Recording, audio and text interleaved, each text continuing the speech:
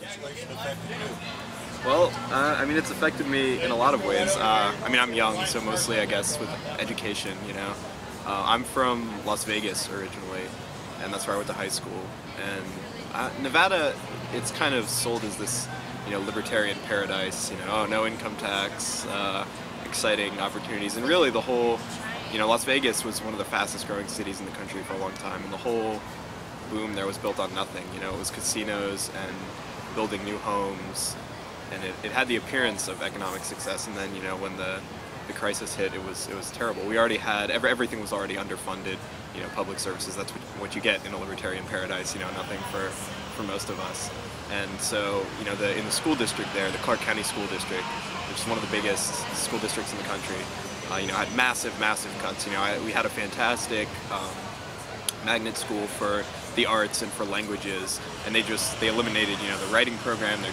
You know, half of the languages there, and you know, in every public school you had huge class sizes, teachers getting laid off, teachers taking pay cuts. You know, teachers, the people, they should be making more than, you know, a banker who moves money around, and they make nothing. And then the state was asking them to take less because they couldn't pay them anything.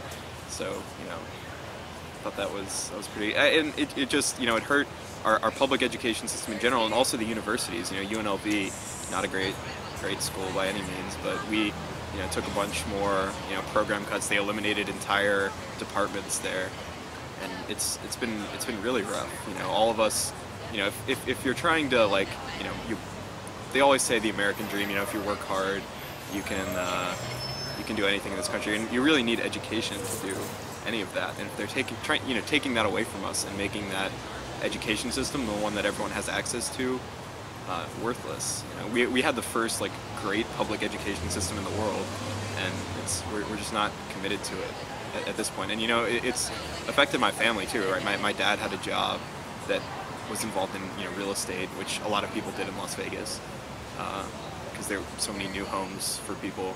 But that, you know, it's gone like that, obviously, when the crisis hit. So he has luckily had the means to move out of the country, but he's gone now. You know, he doesn't live in the U.S. anymore.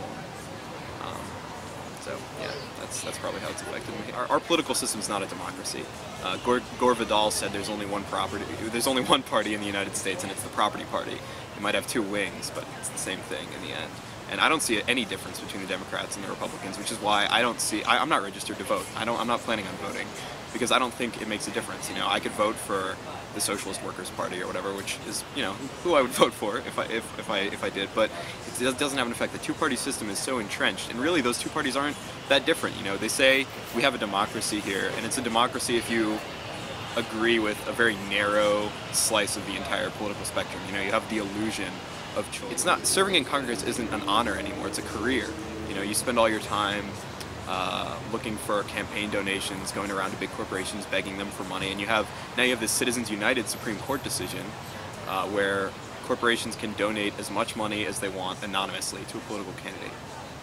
How do we allow that? You know, they're literally, like, you know, buying and paying for their governors. And when Hugo Chavez, the president of Venezuela, says democracy is impossible under capitalism, and I think he might be right, because when you have an unequal distribution of economic resources, there's no way for there not to be an unequal distribution of political power, right? You have these corporations who not only can make direct donations to the politicians and can lobby them, spend, you know, unthinkable amounts of money trying to change these guys' minds, and when these guys are dependent on cash to get reelected, and when that's their career, you have a big problem, right?